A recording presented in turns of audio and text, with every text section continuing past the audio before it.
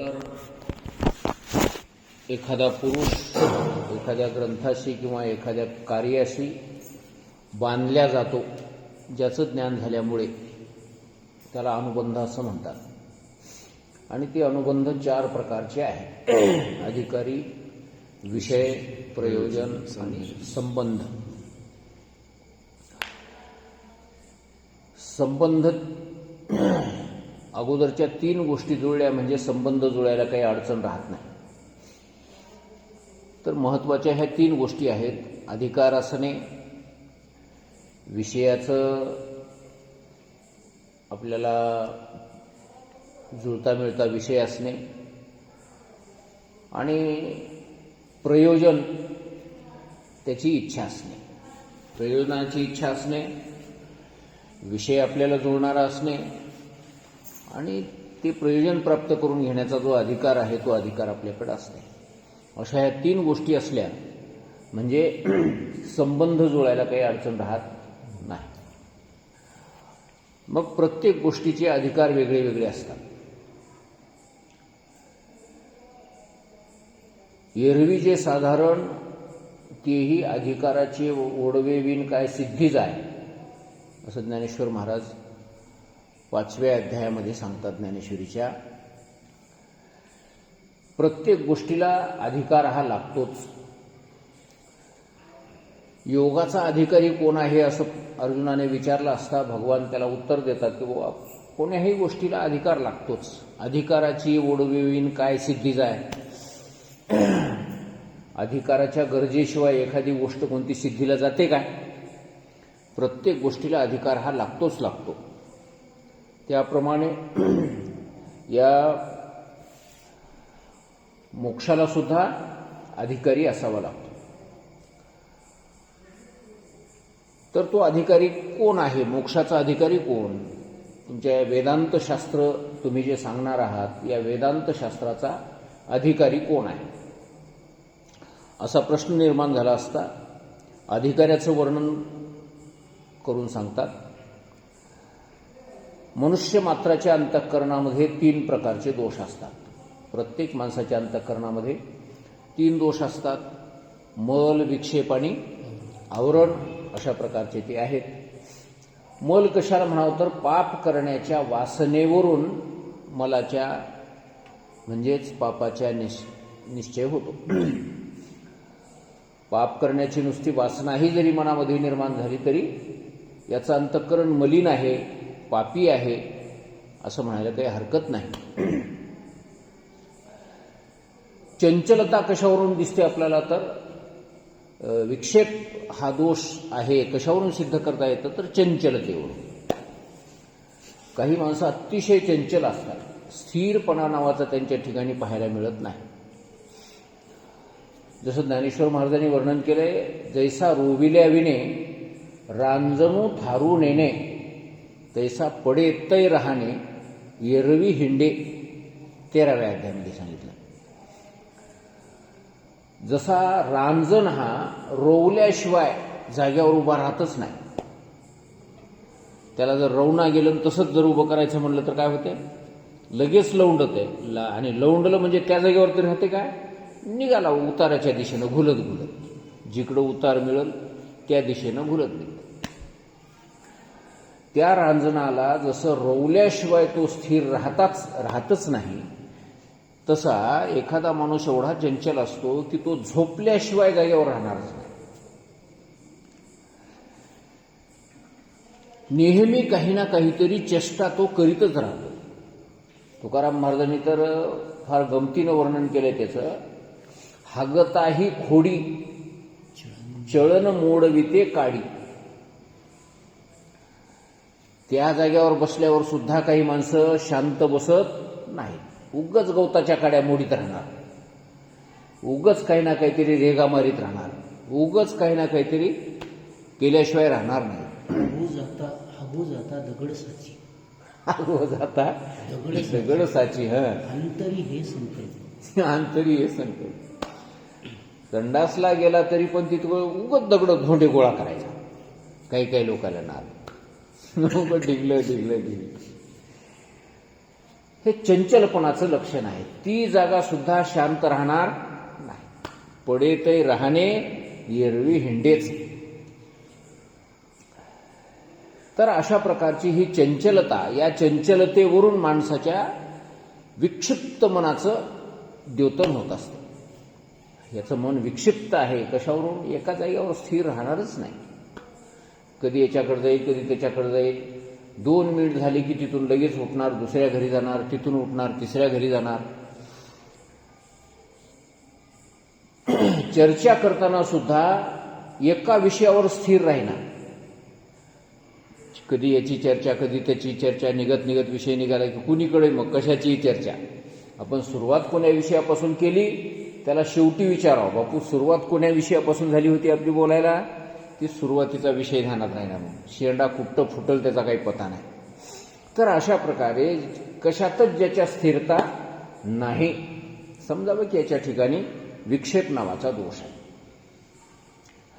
आणि तिसरा दोष आहे मी आणि माझेपणा. देहादी पदार्थाच्या ठिकाणी मी आणि माझी अशा प्रकारची जी बुद्धी होते त्यावरून अज्ञानाच्या आवरणाचा निश्चय होतो. देहाला काय म्हणतो? मी म्हणतो. आणि देह संबंधी पदार्थाला माझं म्हणतो. याचंही वर्णन ज्ञानेश्वर महाराजांनी केले. या देहाते म्हणे मी, पुत्र दाराधन हे माझे, परी हे काळाचे खाजे ऐसे नेणतू गेला. ज्ञानेश्वर महाराज म्हणतात या देहाला मी म्हणतो. अज्ञानी माणूस काय म्हणतो? या देहाला मी म्हणतो. देह संबंधी पदार्थाला पत्नी, धन, घर, शेत, जे जे काही या शरीराला धरून असेल ते त्याला काय म्हणतो? माझं म्हणतो. या देहाते म्हणे मी, पुत्र दारा धन हे माझे, परी हे काळाचे खाजे ऐसे नेणतू गेला. पण हे एक दिवस काळ याला खाऊन टाकणार आहे हे मात्र त्याला कळत नाही. हे असंच कायमचं राहणार आहे असं त्याला वाटतं. हा मी असाच कायम राहणार आहे, माझे लेकरं बाळ असेच कायम राहणार आहेत, घर शेत जे काही असेल ते असंच कायमचं राहणार आहे, याच्यामध्ये कुठल्याही प्रकारचा बदल होणार नाही. अशा प्रकारचं जे बुद्धी असते त्याचंच नाव काय आहे? अज्ञान आहे. अज्ञानामुळं माणसाला असं वाटतं. वस्तुतः देह मी नाही, देह संबंधी पदार्थ माझे नाहीत. आणि एक दिवस याला काळ खाणार आहे. एक दिवस कशाचं आलंय? रोज रोज खाणं चालू आहे. प्रत्येक श्वासाश्वासाला माणूस जिरत चाललेला आहे, काळ त्याला खात चाललेला आहे. त्या विज्ञान भैरवतंत्र नावाचा एक ग्रंथ आहे, महादेवाने पार्वतीला सांगितला आणि बरेचसे ग्रंथ महादेवानं पार्वतीला सांगितले. भैरवतंत्र नावाचा ग्रंथ आहे. त्या ग्रंथामध्ये महादेव सांगतात की हे पार्वती, श्वास आत घेतला की माणसाचा जन्म होतो आणि श्वास बाहेर सोडला की माणसाचा मृत्यू होतो. प्रत्येक श्वासाला माणूस जन्मत असतो आणि प्रत्येक श्वासाला तो मृत्यू पावत असतो. प्रत्येक श्वासा परत शरीरातल्या अनेक गोष्टी नव्या जन्माला येतात, जुन्या समाप्त होऊन जातात. आता आपले हे नख आहेत की नाही, हे नख, केस, अंगावरचे केस, हे सगळे मेलेल्या पेशी, आपल्या शरीरातल्या ज्या पेशी मरतात, माणसं म्हणतात पांढऱ्या पेशी, तांबड्या पेशी आपल्या शरीरामध्ये असतातच की, रक्तामध्ये असतात ते. बरेचसे डॉक्टर म्हणतात पांढऱ्या पेशी कमी झाल्या किंवा पांढऱ्या पेशी वाढल्या तरी म्हणतात, आणि म्हणून तुम्हाला ताप यायला लागली. पांढऱ्या पेशी कमी झाल्या तर मग त्याला वाढविण्याकरता काहीतरी औषध देतात, स्लाईन लावतात, गोळ्या देतात. त्याच्यासाठी ते किवी नावाचं ते फळ खा म्हणतात, नाहीतर मग पपई खा, नाहीतर तुळशीचा पाला खा. याच्यानं ते पांढऱ्या पेशी वाढतात असं सांगतात. म्हणजे ते पेशी असतात की नाही, ते पेशी केवढ्या राहतात? ते नजरेला दिसायसारखे असतात? नाही, त्या दूरदर्शन यंत्रामध्येच ते बघावं लागते, त्या सूक्ष्मदर्शक यंत्रामध्येच बघावं लागते. ते अतिशय सूक्ष्म असतात, ते अतिशय बारीक असतात. रक्ताच्या एका थेंबामध्ये काय करोडो असतात की काय? रक्ताच्या एका थेंबामध्ये करोडो पेशी असतात. आणि मग ते आपल्या शरीरामध्ये त्या रक्तातल्या पेशी दररोज लाखो मरतात आणि लाखो जन्माला येतात. प्रत्येक क्षणाला ते पेशी मरणं चालू आहे आणि नव्या जन्माला येणं चालू आहे. आणि त्या मेलेल्या पेशी कुठे जातात? मग त्या मेलेल्या पेशी या नखाच्या रूपानं बाहेर येतात. शरीराच्या मेलेल्या पेशी केसाच्या रूपानं बाहेर येतात. म्हणून तर केस नख कापल्यावर त्रास होईना, त्याला दुखना. ते का दुखना? मेलेल्याच पेशी हातात. ते पाठीमागून जुटत जातात आणि हे पुढी पुढी सरकत जाते. पाठीमागून जुटत जातात, हे नख पुढी पुढी सरकत जाते. म्हणून नख कापल्यामुळं त्रास होत नाही. आणि वाढतात कशा? तर मागून ते ढकलाले ना पुढी. ते मेलेल्या पेशी पाठीमागून येऊन साचत चालल्या, हे पुढच्या नखाला पुढे ढकलाल्या. तसं दररोज कोट्यावधी मरतात आणि ते कोट्यावधी मेल्याच्या नंतर इतकुसा कुठला तरी हे नखाचा भाग वाढत असत आहे की नाही. 8-15 दिवस तरी लागतात नख काढायला यासारखं व्हायला. 8-10 दिवस तरी लागतात. तितकं वाढण्या रोज कोट्यावधी मरून ते नख वाढायचा वेग तेवढा आहे, केस वाढायचा वेग तेवढा आहे. तर अशा प्रकारे रोज शरीर नवं तयार व्हायला, रोज जुनं मरून चाललंय. दिवसातून असं कित्येक भऱ्या घराले. तेच भगवान शंकर त्या ग्रंथामध्ये सांगतात, प्रत्येक श्वासाला आपण नवीन जन्माला येतो आणि प्रत्येक श्वासापरत म्हणण्यापेक्षा आत जाताना जन्म आणि बाहेर पडताना मृत्यू, असं हे शरीराची गती चालू आहे. पण हे आपल्याला ज्ञान नसल्यामुळे असं वाटतंय की हे शरीर असंच कायम राहणार आहे, असं वाटतं. पांडव, हा, या अंगीचा मृत्यू नित्य नित्य नवा, न देखे जो मावा विषयाची. हे शरीराला येणारा मृत्यू रोज नवा मृत्यू आहे, रोज नवीन मृत्यू आहे. पण तो या संसाराच्या गटमटीमध्ये, विषयाच्या गटमटीमध्ये याच्याकडे बघायला वेळच नाही आपल्याला. ह्याच्याकडे ध्यान द्यायला फुरसतच नाही माणसाला. सगळ्याकडे ध्यान द्यायला फुरसत आहे. बैल चाराय फुरसत आहे, म्हशी चाराय फुरसत आहे, त्या म्हशीला धुवाय फुरसत आहे, घासू. पण आपल्या शरीराकडे बघायला फुरसत नाही की हे शरीर खरंच असंच राहणार आहे का संपणार आहे. या शरीराचा विचार करायला टाईम नाही माणसाला. नवल आहे की नाही. जगासाठी खूप टाईम आहे, लोकांसाठी खूप टाईम आहे. वेळ जरी असला तरी मन मानत नाही. मन इकडे येतच नाही, मन याचा विचारच करत करत नाही. त्याचं कारण एवढं गडद अज्ञान आहे की हे नश्वर आहे, नाश पावणारं आहे, हे लक्षातच येईना. एक पाहतसा एकाची दहने आणि सावध त्या गुन्हेकारे नव्हा. रोज एकाचं मरण पाहणं चालू आहे. रोज माती करून आलोत आपण, रोज मडी पुरणी आलोत आपण, पण स्वतःचं मरण काही आपल्याला ध्यानात येत नाही. याचंच नाव अज्ञान आहे. जे जसं आहे तसं न कळता दुसरंच काहीतरी कळणे, याचं नाव काय? अज्ञान. जे जसं आहे तसं न कळणे आणि दुसरंच काहीतरी कळणे, याचंच नाव आहे अज्ञान.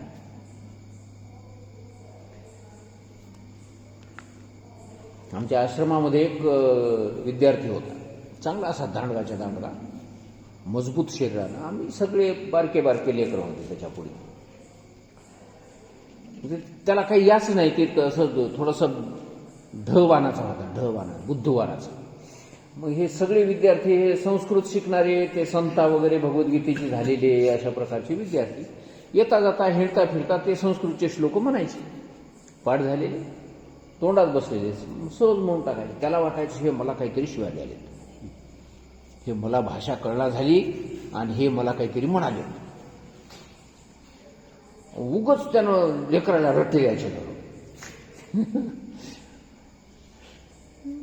ते एका दिवशी विचारलं, मारायलाच का? मला हे संस्कृत काय म्हणाले मला काही कळणार झाले आणि हे मला शिवाय द्याले म्हणला, ते संस्कृत भाषेमध्ये.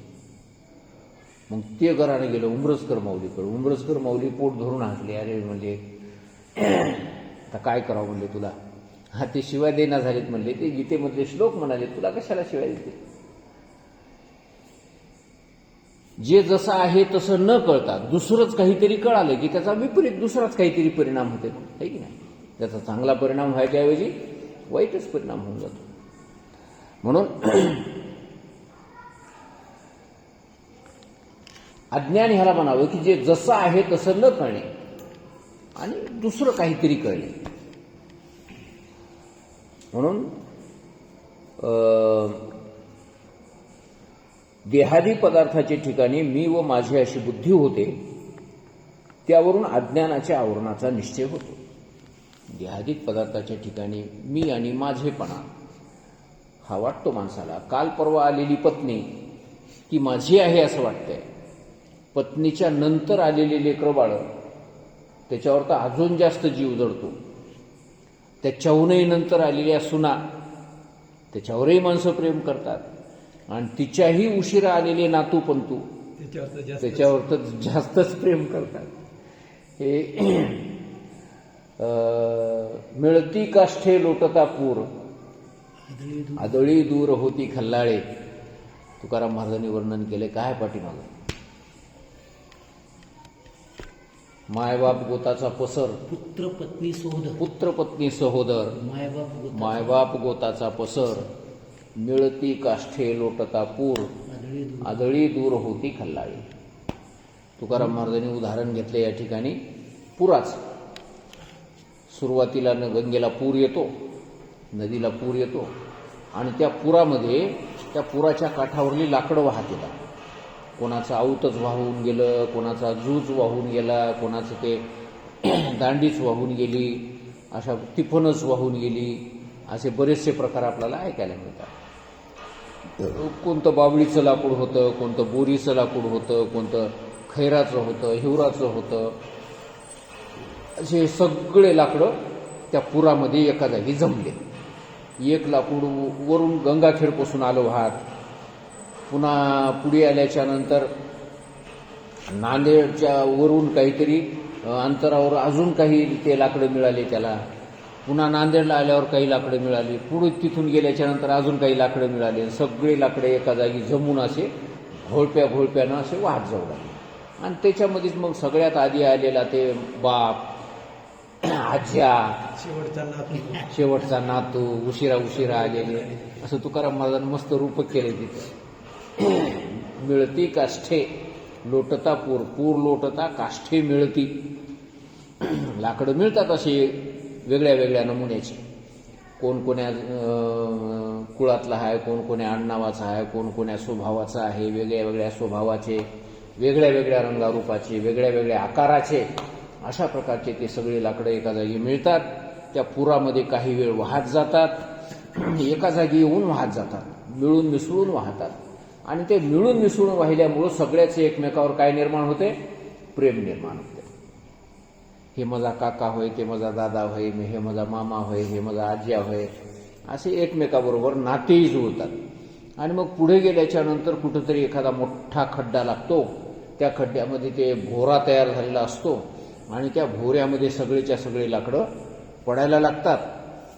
आणि त्या भोऱ्यात पडायला लागलं काही जाग्यावर मोडून जातात, काही त्या भोऱ्यातून निष्ठून जातात, काही अजून कोण्या कडेला लागतात, कोणी तिकडच्या कडेला, कोणी इकडच्या कडेला, कोण कुठं लागते काही पत्ता लागत नाही. सगळे वाताहात होऊन जाते. आदळी दूर होती खल्लाळी. तशाच प्रकारचा हा सगळा मेळ आहे. कोणता?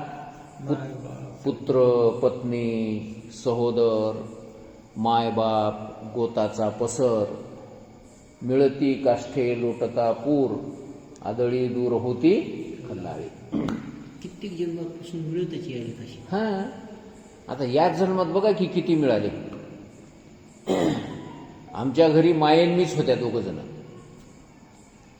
त्याच्यानंतर पत्नी आली, नंतर पोरी आले, पोरं आले, नंतर जावाई आले, युवाई आले, त्याच्यानंतर सुना आल्या. किती पसारा जुटला हे. नातू आले, वडील 8 वर्ष असेल वडील गेले. हो. कळत असेल तुम्हाला. थोडं मला चांगलं जाते मी आलतो भेटायला. तर हे अशा प्रकारचा पसारा. एक दिवस काय होणार आहे, एक खड्डा येणारच आहे आणि त्या खड्ड्यामध्ये मग कोणीतरी आधी जाणार आहे, कोणीतरी नंतर जाणार आहे. सगळे जिकडे तिकडं वाटाघाट होऊन जाणार आहे.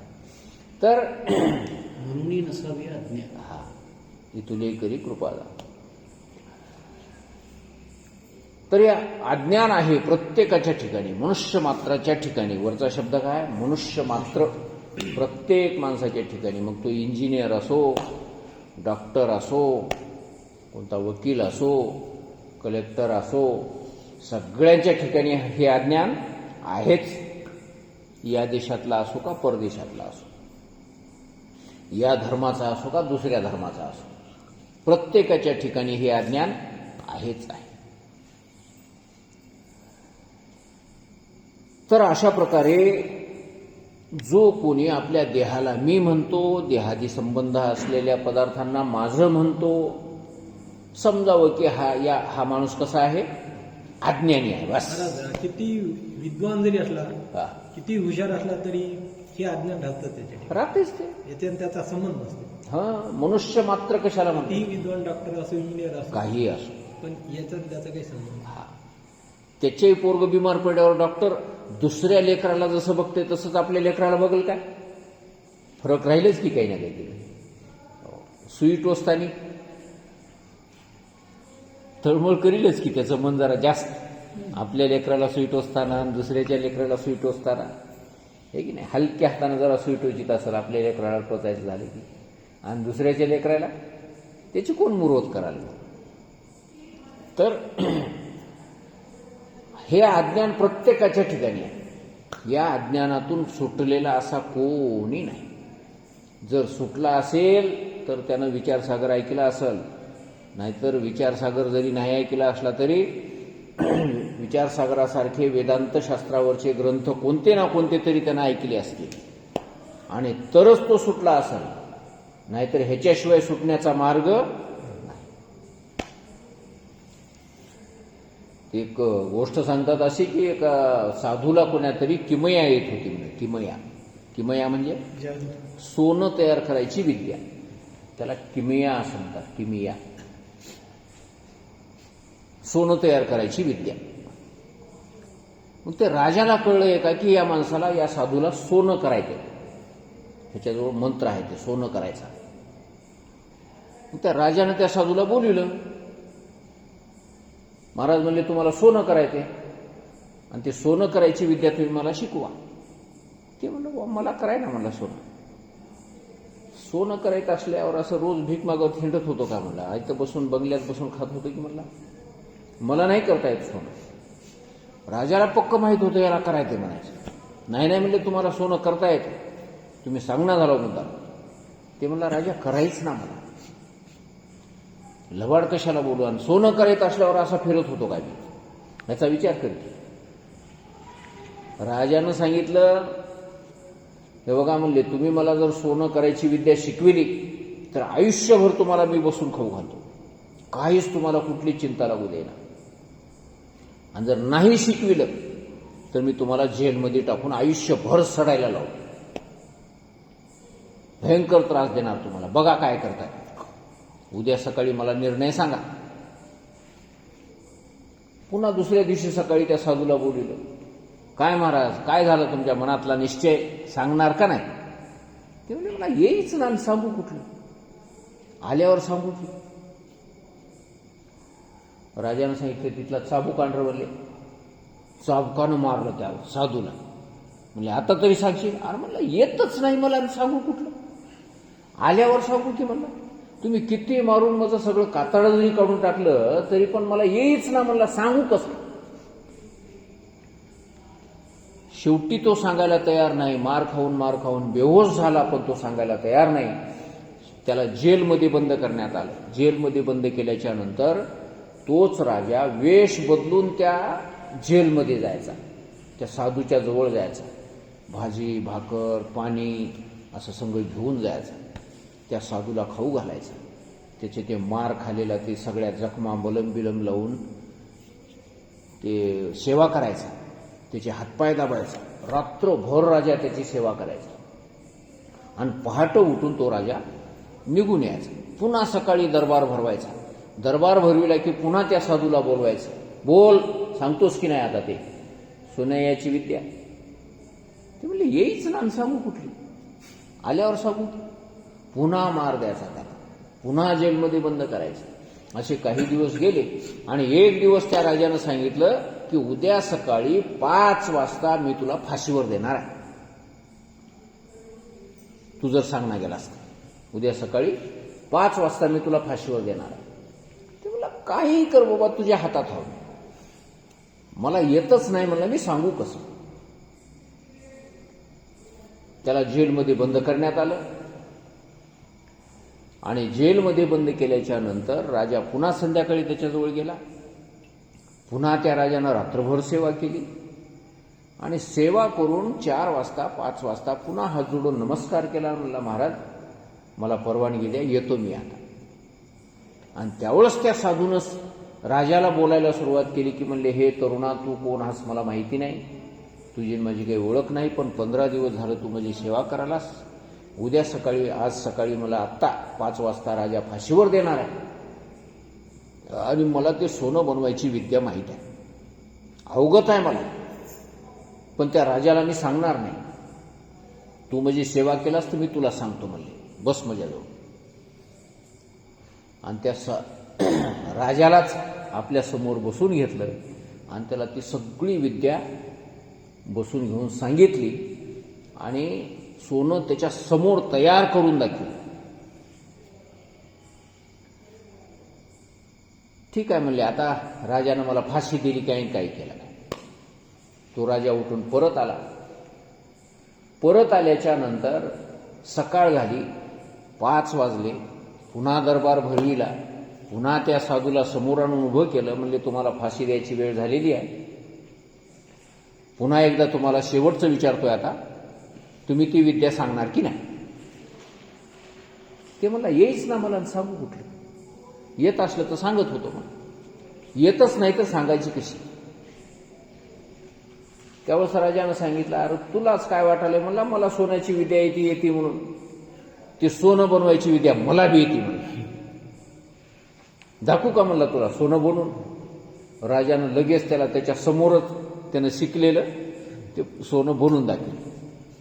त्या साधूनं बघितलं, ते साधूनं सांगितलं, हे बघ राजा म्हणले, तुलाही सोनं बनवायला येत असेल, मान्य आहे, पण त्याच्याबरोबर ही बी गोष्ट तुला मान्य करावं लागल की रात्रभर कोणाच्या तरी लाथा खाल्ल्या असतील, तू रात्रभर कोणाचे तरी पायच दाबावं लागले असतील, तुला रात्रभर कोणाची तरी तुला सेवाच करावं लागली असेल, तर त्याचा परिणाम हे तुला विद्या मिळाली असेल. एरवी साध्या सुध्या लोकांना ही विद्या प्राप्त होणार नाही. फक्त एकच दरवाजा आहे म्हणले या विद्या मिळविण्याचा, सेवा. दाब दडपशाहीनं, दंडेलगिरीनं ही विद्या कुणाला मिळत नाही.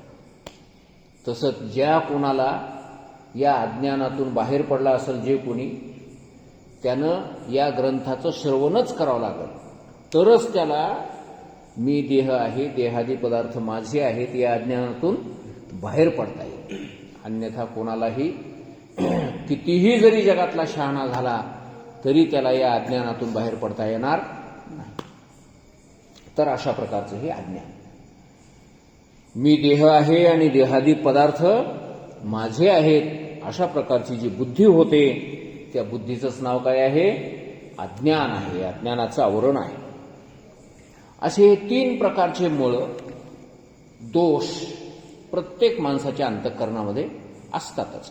आता या 3 प्रकारच्या दोषाचं निवारण कशानं होईल, तर त्याचा उपाय सांगतो. वेदविहित निष्काम कर्म, उपासना व ज्ञान या 3 उपायांनी मल, विक्षेप व आवरण यांची निवृत्ती होते. हे 3 दोष निवृत्त करण्याकरता 3च उपाय सांगितले. एक पहिला उपाय पापाचं निवारण करण्याकरता वेदविहित निष्काम कर्म. वेदानं सांगितलेलं जे करायला म्हणून सांगितलेलं आहे, कर अशा पद्धतीनं जे सांगितलेलं आहे, ते कर्म करायचं आहे आणि तेही निष्काम भावनेनं करायचं. वेद काय सांगतो? सत्यम ब्रूहि, सत्य बोला, प्रियम ब्रूहि, प्रिय म्हणजे दुसऱ्याला बरं वाटेल असं बोला, दुसरा माणूस तुमचं बोलणं ऐकून आनंदित व्हावा.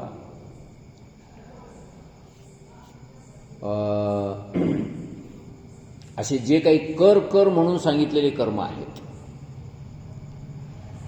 क्षत्रियानं क्षत्रियाचे कर्म करावेत, ब्राह्मणानं ब्राह्मणाचे कर्म करावेत, वैश्यानं वैश्याचे कर्म करावेत, शूद्रानं शूद्राचे कर्म करावेत आणि तेही निष्काम भावनेनं करावेत. वेदानं सांगितलेले कर म्हणून सांगितलेल्या कर्माला विहित कर्म म्हणायचं आणि करू नको म्हणून सांगितलेल्या कर्माला काय म्हणायचं? निषिद्ध कर्म म्हणायचं. वेदानं 2 प्रकारचे कर्म सांगितले. एक विहित कर्म सांगितलं आणि दुसरं निषिद्ध कर्म सांगितलं. विहित कर्म काय सांगितलं? यज्ञ करा, तीर्थयात्रा करा, वाडवडिलांची सेवा करा, दान करा, हे असे कर्म करायला सांगितले. हे विहित कर्म झाले. स्नान करा, तुळशीला पाणी घाला, पंढरपूरची वारी करा, देवाचं नामस्मरण करा, हे विहित कर्म झाले. आणि निषिद्ध कर्म कोणते? चोरी करू नका, मांसभक्षण करू नका, मद्यपान करू नका, व्यभिचार करू नका वगैरे हे असे जे कर्म सांगितले ते निषिद्ध कर्म. जे नको म्हणून सांगितले त्याला म्हणायचं निषिद्ध कर्म म्हणायचं. चौर्यम मा कुरु, असत्यम मा ब्रूहि म्हणजे खोटं बोलू नका, कलंजम मा भक्षयेत म्हणजे मांस खाऊ नका, मद्यम मा पिबेत म्हणजे दारू पिऊ नका. तर अशा प्रकारचे नको म्हणून सांगितलेले जे कर्म आहेत त्या कर्माचं नाव काय? निषिद्ध कर्म. आणि करा म्हणून सांगितलेले ते विहित कर्म. आता आपल्याला कोणते कर्म करायचे आहेत? विहित कर्म करायचे आहेत. आणि ते विहित कर्म सुद्धा कसे करायचे? निष्काम भावनेनं करायचे आहेत. या कर्माचा विचार दुसऱ्या तरंगामध्ये आपल्याला विस्ताराने ऐकायला मिळणार आहे. कर्मामध्ये असे 2-4 प्रकार सांगितलेले आहेत. विहित कर्म आणि निषिद्ध कर्म असे मुख्य 2 भाग. विहित कर्मामध्ये काम्य कर्म, निष्काम कर्म, प्रायश्चित्त कर्म असे 2-3 प्रकारचे विहित कर्म सांगितले. निषिद्ध कर्म एकाच प्रकारचं. तर अशा प्रकारे विहित कर्म माणसाने निष्काम भावनेनं जर केले तर त्याच्यापासून काय होते? अंतःकरणाची शुद्धी होते. माणसाच्या मनातलं पाप नाहीसं होऊन जातं. पाप करण्याची वासना त्याची शिल्लक राहत नाही. हे पाप वासना संपविण्याचा हा उपाय आहे. वेद विहित कर्म हा अंतःकरणातल्या पाप करण्याच्या वासनेला संपून टाकतो. त्याच्यानंतर उपासना, अंतःकरणामध्ये जी चंचलता आहे, विक्षेप जो आहे आपल्या अंतःकरणामध्ये, त्या विक्षेपाची जर निवृत्ती करायची असेल तर काय करावं लागेल? उपासना. उपासना या शब्दाचा अर्थ आहे उपवास नाही. उपवास म्हणजे उपासना नाही. तर उपासना या शब्दाचा अर्थ काय? आपल्या अंतःकरणाने भगवंताच्या जवळ स्थिर राहणे, भगवंताच्या ठिकाणी मनाला स्थिर करण्याचा प्रयत्न करणे, याला काय म्हणतात? उपासना. उप म्हणजे जवळ, आसना म्हणजे बसणे, जवळ बसणे. जसं आता तुम्ही आम्ही एकमेकाच्या जवळ बसलो, तसंच आपल्या मनानं भगवंताच्या जवळ बसणे, याला काय म्हणतात? उपासना. मनानेच त्या पांडुरंगाचं चिंतन करणे, मनानेच असा विचार करणे की मी पंढरपूरला गेलो. पंढरपूरला शरीराने जायचं नाही, नुसतं मनानं विचार करायचा की मी आता पंढरपूरला एसटीमध्ये बसून गेलो, चंद्रभागेमध्ये एसटी थांबली, एसटीमधून खाली उतरलो, चंद्रभागेमध्ये गेलो, स्नान केलं, पुंडलिकरायाचं दर्शन घेतलं, नगर प्रदक्षिणा केली, नगर प्रदक्षिणा पूर्ण करून पांडुरंगाच्या महाद्वारामध्ये गेलो आणि महाद्वारातून सरळ पांडुरंगाच्या गाभाऱ्यामध्ये गेलो आणि पांडुरंगाच्या पायावर मस्तक ठेवलं, डोळे भरून पांडुरंगाला पाहिलं आणि नंतर तिथून बाहेर आलो आणि बाहेर आल्याच्या नंतर घराकडे वापस आलो. अशा प्रकारे भगवंताचं असं चिंतन करणे, याचं नाव काय? उपासना करणे. मग पांडुरंगाकडे पाहत असताना पहिल्यांदा पांडुरंगाचे पाय पाहिले, नंतर कमरेला नेसलेला पितांबर बघितला, नंतर कमरेवर ठेवलेले हात बघितले, गळ्यातले तुळशीचे हार बघितले, नंतर कानातले ते कुंडल पाहिले, नंतर कपाळाला लावलेला असा गंध पाहिला सुंदर, भगवंताचं श्रीमुख असं सुंदर पाहिलं आणि पुन्हा त्याच क्रमाने खाली पायापर्यंत बघत बघत आपण आलो. अशा प्रकारे सर्वांगाचं दर्शन भगवंताच्या आपण घेतलेलं आहे. असं मनानंच करायचं. याचं नाव काय? उपासना. भगवंताचं ध्यान करा, ध्यान करा, ध्यान करा म्हणजे कसं करा? एकदम सगळ्याच्या सगळा देव काही आपल्या ध्यानात येईना, मग असं क्रमाक्रमात मनाला विषय बदलायची सवय राहते. एकाच विषयावर जास्त वेळ मन थांबत नाही. तर मग विषयच बदलायचे की नाही तुला, मग तिथल्या तिथंच वेगळे वेगळे विषय करणे. जसं सुंदर ते ध्यान उभे विटेवरी, करकटावरी ठेवून या, तुळसी हारगळा कासे पितांबर, आवडे निरंतर हेची ध्यान, मकर कुंडले तळपती श्रवणी, कंठी कौस्तुभमणी विराजित, तुका म्हणे माझे हेची सर्व सुख, पाहिन श्रीमुख आवडीने. या अभंगामध्ये तुकाराम महाराजांनी एक क्रम सांगितला. पहिल्या चरणामध्ये काय सांगितलं? सुंदर ते ध्यान उभे विटेवरी. उभे विटेवरी, उभे विटेवर कोण उभं राहत आहे? पायी की डोकं? पायी. म्हणजे पहिल्यांदा वीट ध्यानात आली पाहिजे. त्या विटेवर उभे राहिलेले भगवंताचे पाय दिसले पाहिजे आपल्याला, उभे विटेवरी. त्याच्यानंतर करकटावरी ठेवून या, नंतर कमरेवर ठेवलेले हात आपल्याला दिसले पाहिजे. त्याच्यानंतर तुळसी हारगळा कासे पितांबर, गळ्यामध्ये घातलेल्या तुळशीचे हार, कमरेला नेसलेला पितांबर कासे पितांबर, आवडे निरंतर हेची ध्यान. अशा प्रकारचं ध्यान करायला मला आवडतंय, तुकाराम महाराज म्हणतात. पुन्हा ते कसं ध्यान आहे? मकर कुंडले, मकराकार कुंडल ज्याच्या कानामध्ये तळपत आहे, मकर कुंडले तळपती श्रवणी, ज्याच्या कानामध्ये मकराकार कुंडल तळपत आहेत, चमकत आहेत. कंठी कौस्तुभ मणी विराजित, कंठामध्ये कौस्तुभ नावाचा ज्याच्या मणी आहे, विराजमान आहे, सुशोभित आहे. आणि त्याच्यानंतर शेवटच्या चरणामध्ये महाराज सांगतात, तुका म्हणे माझे हेची सर्व सुख, पाहिन श्रीमुख आवडीने. म्हणजे पायापासून श्रीमुखापर्यंत आणि श्रीमुखापासून पुन्हा पायापर्यंत एक आवर्तन पूर्ण झालं. असे जेवढे आवर्तन आपल्याला करता येतील तेवढे रिकाम्या टायमामध्ये करायचे. ह्याला उपासना असं म्हणतात. असे हे उपासनेचे अनेक प्रकार आपल्याला शास्त्रामध्ये बघायला मिळतात. शांताकारं भुजगशयनं पद्मनाभं सुरेशं, विश्वाधारं गगनसदृशं मेघवर्णं शुभांगं, लक्ष्मीकांतं कमलनयनं योगिभिर्ध्यानगम्यं, वंदे विष्णुं भवोभयहारं सर्वलोकैकनाथं. या श्लोकामध्ये भगवान विष्णूचं वर्णन केलेलं आहे. शांताकारं, जो शांत आकाराचा आहे, भुजंगावर शयन केलेलं आहे, ज्याच्या नाभीमधून कमळ जन्माला आलेला आहे, त्या कमळामध्ये ब्रह्मदेव विराजमान आहेत, ज्याच्या पायथ्याशी लक्ष्मी बसलेली आहे, योगी मुनी ऋषी वगैरे ज्याचं ध्यान करत आहे, अशा प्रकारचा भगवान विष्णू, त्याला मी वंदन करतो, त्याला मी नमस्कार करतो. हे एक ध्यानाचाच प्रकार आहे. तेव्हा गोवर्धन पर्वत भगवंताने आपल्या करंगळीवर धारण केला, हेही एक ध्यानाचा प्रकार आहे. की भगवान कृष्ण परमात्मा मध्यभागी उभा आहे, त्यानं आपली करंगळी अशी पर्वताला लावलेली आहे.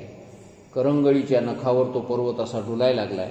भोवती सगळ्या गोवळणी जमलेल्या आहेत, फेर धरून मस्तपैकी गाणे म्हणत आहेत, फुलंही खेळत आहेत, गोपाळ सगळे आनंदाने उड्या मारत आहेत, सगळ्या गायी त्या पर्वताखाली जमलेल्या आहेत. अशा प्रकारे त्या भगवंताच्या लीलेचं ध्यान करणे, हेही एक ध्यानाचा प्रकार आहे. पुन्हा काही लोक आपल्या श्वासावर ध्यान केंद्रित करतात, नाकाच्या शेंड्यावर आपलं ध्यान केंद्रित करतात. असे अनेक प्रकार त्या ध्यानाचे आहेत. काही लोक काल्याचा प्रसंग, भगवान कृष्ण परमात्मा मध्यभागी उभा आहे. त्यानं आपल्या हातावर काल्याचा प्रसाद घेतला आहे. भोवती गोपाळ बसलेले आहेत आणि तो प्रत्येक गोपाळाकडे पाहतो आहे, प्रत्येकाला काला वाटतो आहे, प्रत्येकाकडे बघून हसतो आहे. असं सुंदर भगवंताचं रूप आपण आपल्या ध्यानामध्ये आणणे. असे कितीतरी प्रकार ज्ञानेश्वरीमध्ये 13व्या अध्यायात श्रीगुरूचं ध्यान कसं करावं कितीतरी प्रकार सांगितलेले आहेत तिथं ध्यानाचे. असो तर अशा प्रकारचं हे जे ध्यान करणे, या ध्यानाचं नाव काय आहे? उपासना. उपासनेप्रती हो, ने काही नये काही आवडो. उपासनेपेक्षा दुसरं मला काही आवडू नये असं तुकाराम महाराजांची मागणी आहे. माझे चित्त तुझे पायी. तुझा अवघी होऊ येते. हो, परिमज परिमज बाटू नये चित्ते. चित्ते उपासने उपासने परते नये मज ने काही नये काही आवडो. किंवा माझे चित्त तुझे पायी राहे ऐसे करी काही धरून या बाही भवहा तारी दातार. तर अशा प्रकारे भगवंताच्या स्वरूपाच्या ठिकाणी आपलं चित्त एकाग्र होईल अशा प्रकारचा प्रयत्न करणे, याचं नाव काय? उपासना. अजून उपासनेचे प्रकार बघायचे असतील तर 5व्या तरंगामध्ये आपल्याला वेगवेगळ्या प्रकाराने सांगितलेलं आहे. तर या उपासनेनं काय होईल? असं केल्यानं आपल्या मनाला त्या भगवंताच्या जवळ थांबण्याची सवय लागेल. मन तिथं एकाग्र होईल, दुसऱ्या विषयाकडे जाणार नाही. हळूहळू एक ना एक दिवस एकदा का त्याला त्याची गोडी लागली रे लागली की ते मन पुन्हा तिथून बाहेर येणार नाही. ते जीवे न सोडी ऐसे झाले. रात्री आपण बघितलं, लागलीशी काय गोडी लाचावले मन लागलीशी गोडी ते जीवे न सोडी ऐसे झाले. असं एक दिवस होऊन जाते की मन तिथून बाहेर निघतच नाही, मन तिथून हलतच नाही. इकडं कितीही त्याला विषयाकडे खेचून आणण्याचा जरी प्रयत्न केला तरी ते मन आता इकडे या विषयाकडे संसाराकडे येतच नाही. जसं हो, आता कुठे धावे मन तुमचे चरण देखलिया भाग गेला शिन गेला अवघा झाला आनंद, अशी एक अवस्था येते. सुरुवातीला नवीन लग्न झालेल्या पोरी नांदणं फार जड जाते आणि तेही जुन्या काळामध्ये लहान लहान पोरीचे लग्न व्हायचे आणि त्यांना नांदायला जाणं, खेळून खायचे, उड्या मारून खायचे वय, आणि त्या वयामध्ये तिथं जाऊन ते नांदावं लागायचं सासूच्या हातात. खांद्यावर घेऊन जायचे नवरी. बघा, इतक्या लहान वयामध्ये. आणि तिथं मग काय ते लई आनंद आहे का तेवढ्या बालपणामध्ये तिथं नेऊन सोडल्यावर? ते सासू कांसुल्यात द्यायची, तिच्या गालात थापड मारायची, गालगुचे घ्यायची, तिच्या बुक्या मारायची पाठी. अरे ते त्या लेकराला खेळून खायचे दिवस त्याचे. आणि त्या वयामध्ये तसला जाच तिथं सहन करावा लागायचा. शेण काढावं लागायचं, पाणी आणावं लागायचं, झाडून काढणे, सारवून करणे, सगळे भांडे घासणे, सगळे झोपल्यावर मग झोपणे, सगळ्याच्या आधी उठून कामाला लागणे, किती अवघड नांदायला जाणं. मग ते पोरी काय करायच्या, नांदायला बापानं नेऊन सोडलं की बाप तिथून गावाकडे निघायच्या आधी ह्या पोरीच पळून घरला यायच्या. पोरीच घरला आपल्या माहेरला पळून यायच्या. पोरगी कुठे गेली बघायला तोवर तर पोचली हे घरला. आणि गाव असे जवळजवळ पिपळगाव हर्षद असे. मग इथं येऊन विचारायचे, बघायचे, इथं येऊन तर घरी येऊन बसली. पुन्हा बापानं त्या पोरीला उचलावं आणि त्या माहेरात नेऊन सोडावं. पुन्हा त्या पोरीनं इकडं पळून यावं. काही दिवस मग बापानं तिथं 1-2 दिवस राहावं, कधी माईनं तिथं तिच्या संग 1-2 दिवस राहावं. अशा प्रकारे करता ती हळूहळू मोठी झाली. मोठी झाल्याच्या नंतर तिला 1-2 लेकरं झाले. लेकरं झाल्याच्या नंतर भाऊ बाजूला निघाले, म्हातारी मरून गेले आणि भाऊ सगळे बाजूला झाले. सगळ्या संसाराचा बोजा आता कोणावर पडला? त्या पोरीवर पडला. काय करावं ते ही न करा. अशी अवस्था झाल्याच्या नंतर पुन्हा भाऊ किंवा बाप जातो दिवाळीला, बाई चल की दिवाळीला. हा, ती म्हणते दादा आता कसं येऊ ये, मया मागं काय किती कामाच्या अडचणी, सोयाबीन कापायला आलंय, बाया मिळणं झाल्यात, कापूस वेचायला आलाय, कोणी येणं आले वेचायला, आणि हे एकटेच घरी हातं सणासुदीचं हेला कोणाच्या घरी जेवायला वाटलं, त्याच्यापेक्षा कवाई येते माय म्हणली मी, आता सणासुदीचं काही येणं होत नाही.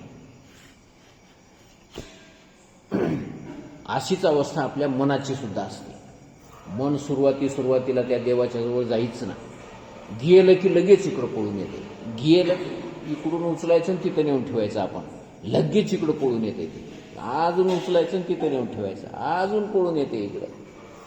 आणि मग हळूहळू असं जाता येता त्या मनाला एक दिवस काय लागते, त्या भगवंताच्या जवळ थांबण्याची सवय लागते. आणि ती एकदा त्याची सवय पक्की झाली रे झाली की मग तिथून काही केल्या मन इकडे यायला तयार होत नाही. अशा प्रकारे उपासनेनं अंतःकरणाची काय होत असते, स्थिरता होत असते. चंचलता त्या अंतःकरणातली समाप्त होते. म्हणजेच विक्षेप नावाचा दोष उपासनेच्या द्वारा नाहीसा होतो. कळलं? आता पुढे व ज्ञान या 3 उपायांनी मल विक्षेप व आवरण यांची निवृत्ती होते. वेदविहित निष्काम कर्म, उपासना व ज्ञान या 3 उपायांनी मल विक्षेप व आवरण यांची निवृत्ती होते. आता अज्ञानाची निवृत्ती कशानं होईल, तर ती ज्ञानाने होईल. कोणत्या ज्ञानानं होईल, तर ज्या विषयाचं अज्ञान आहे त्याच विषयाचं ज्ञान व्हावं लागेल, तरच ते अज्ञान निवृत्त होईल.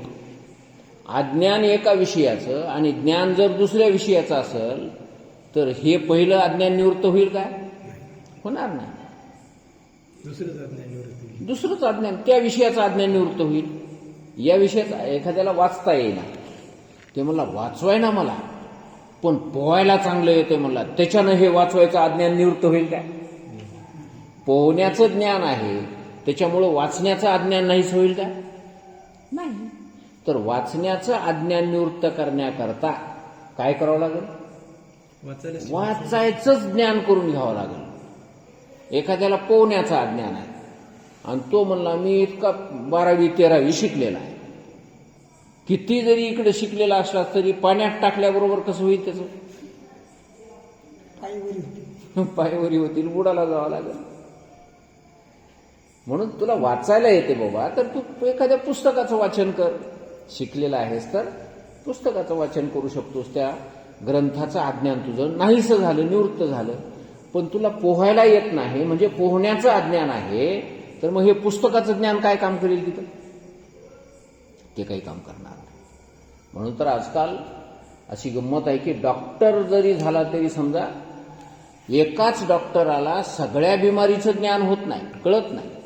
सगळ्या अवयवाचं ज्ञान त्याला होत नाही, सगळ्या अवयवाच्या बिमाऱ्या त्याला दुरुस्त करता येत नाही. कोणी पोटाचा स्पेशालिस्ट, तर कोणी हाडाचा स्पेशालिस्ट, कोणी डोळ्याचा स्पेशालिस्ट, तर कोणी हृदयाचा स्पेशालिस्ट. अनेक हृदयाचा स्पेशालिस्ट आहे आणि त्याचं जर पोट दुखू लागलं त्याच डॉक्टरचं, तर त्याला काय करावं लागेल, पोटाच्या डॉक्टरकडे जावं लागेल. ते ज्ञान त्याला कामाला येणार नाही, त्याचं ज्ञान. दातामध्ये त्रास आहे आणि तो पोटाचा तज्ज्ञ आहे, मग त्या पोटाच्या तज्ज्ञाला जर दात दुखू लागला तर काय करावं लागेल, दाताच्या दवाखान्यात जावं लागेल. म्हणजे एका ज्या विषयाचं अज्ञान आहे त्याच विषयाचं ज्ञान करून घ्यावं लागतं, तर ते अज्ञान निवृत्त होते. अज्ञान एका विषयाचं, ते असं म्हणतात की ते रोग झाला हल्याला आणि इंजेक्शन पकालीला, कसा रोग निवृत्त होईल. मग अज्ञान कशाचं आहे, मीपणाचं अज्ञान आहे, मीचं अज्ञान आहे. मी कोण आहे हे आपल्याला माहिती नाही. आणि मग ज्ञान कोणाचं व्हावं लागेल, मीच व्हावं लागेल, मीच ज्ञान व्हावं लागेल, तर मीचं अज्ञान नाहीच होईल. आणि ते मीचं जे अज्ञान आहे ते केवळ आत्मज्ञानाने त्या मीच्या अज्ञानाची निवृत्ती होते, केवळ आत्मज्ञानाने. म्हणून ज्ञान हाच उपाय आहे, आत्मज्ञान हाच मीच्या अज्ञानाच्या निवृत्तीचा उपाय आहे. समजलं? मल, विक्षेप व आवरण यांची निवृत्ती होते. आता अधिकाऱ्याचं लक्षण या ठिकाणी सांगतात की ज्या पुरुषाने या जन्मी किंवा पूर्वजन्मी निष्काम कर्म व उपासना करून मल व विक्षेप हे 2 दोष निवृत्त केले असून फक्त स्वरूपाचे म्हणजेच ब्रह्मात्म स्वरूपाचे आवरण ज्याच्या चित्तात आहे व आवरण निवृत्तीकरिता जो साधन चतुष्टय युक्त आहे तो वेदांत शास्त्र विचाराचा अधिकारी म्हणावा. आता हे मुख्य व्याख्या, अधिकारी कोण, अधिकाऱ्याची मुख्य व्याख्या काय आहे, लक्षण काय आहे ते या ठिकाणी सांगतात की ज्या पुरुषाने या जन्मी किंवा पूर्वजन्मी निष्काम कर्म व उपासना करून मल व विक्षेप असे 2 दोष निवृत्त केलेले आहेत. मग आता या जन्मामध्ये केलेला असो का पूर्वजन्मात केला, निष्काम कर्म कोण्याही जन्मामध्ये केला असलं तरी त्याचा उपयोग होतो आपल्याला. मागल्या जन्मात जरी आपण निष्काम कर्म केलेलं असलं तरी या जन्मामध्ये आपल्या अंतःकरणात पाप निर्माण होणार नाही. त्या निष्काम कर्माचा फायदा आपल्याला या जन्मामध्ये सुद्धा होऊ शकतो. मागल्या जन्मामध्ये जरी आपण उपासना केलेली असेल तरी आपलं अंतःकरण या ठिकाणी नक्कीच स्थिर राहणार आहे. चंचलता राहणार नाही त्या अंतःकरणामध्ये. जन्मताच स्थिर अंतःकरणाचे अशी काही माणसं बघायला मिळतात.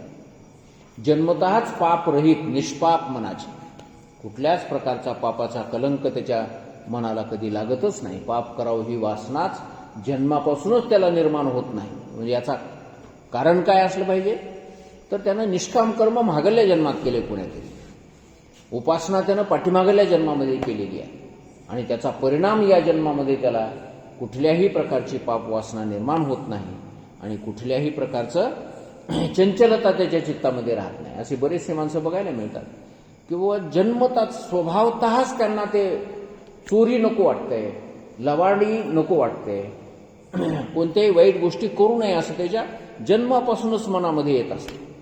नको रे बाबा आपल्याला हे चोरी करायची नाही.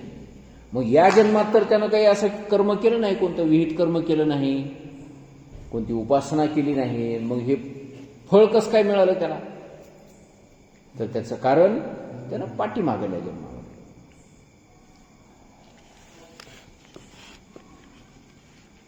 मागल्या पुण्याच्या राशी अशा कोणत्या पुण्याच्या राशी होत्या की ते या जन्मी आम्हाला कामाला आल्या, असं तुकाराम महाराजही म्हणणं आहे. तुका म्हणे मज न घडता सेवा पूर्व पुण्य ठेवा ओढवला. तुकाराम महाराजांना स्वप्नामध्ये गुरुचं दर्शन झालं. श्रीगुरूंनी त्यांना मंत्र सांगितला, आपली गुरु परंपरा सांगितली, पावशेर तूप मागितलं पण ते तूप सुद्धा द्यायला घडलं नाही. स्वप्नामध्ये त्याचा विसर पडला आणि ते गुरु महाराज स्वप्नामधून निघून गेले. स्वप्न संपलं, जागे झाले. जागं झाल्याच्या नंतर पाहतात तर काय, गुरु महाराज नाहीत. त्यांनी मंत्र सांगितलेला ध्यानात आहे, गुरु परंपरा सांगितलेली ध्यानात आहे, पण गुरु महाराज समोर नाहीत. स्वप्नामध्ये झालेला हा प्रकार जागं झाल्यावर त्यांच्या लक्षात आला की आपल्याला गुरु महाराजांनी पावशेर तूप मागितलं होतं पण ते सुद्धा द्यायला घडलं नाही. एवढी सुद्धा सेवा मला त्या गुरुची करायला मिळाली नाही. या गोष्टीची खंत तुकाराम महाराजांच्या मनात बरेच दिवस होती बरं का, की आपण सेवा करू शकलो नाही, सेवा करू शकलो नाही. मग त्यांना असं वाटलं की बाबा न जाणो काय सांगावं, पूर्वजन्मामध्ये आपली अशी सेवा झाली असेल, कदाचित पूर्वजन्मातलं पुण्य आपल्याला या रूपाने उपयोगाला आलं असेल. तुका म्हणे मज न घडता सेवा पूर्व पुण्य ठेवा ओढवलं.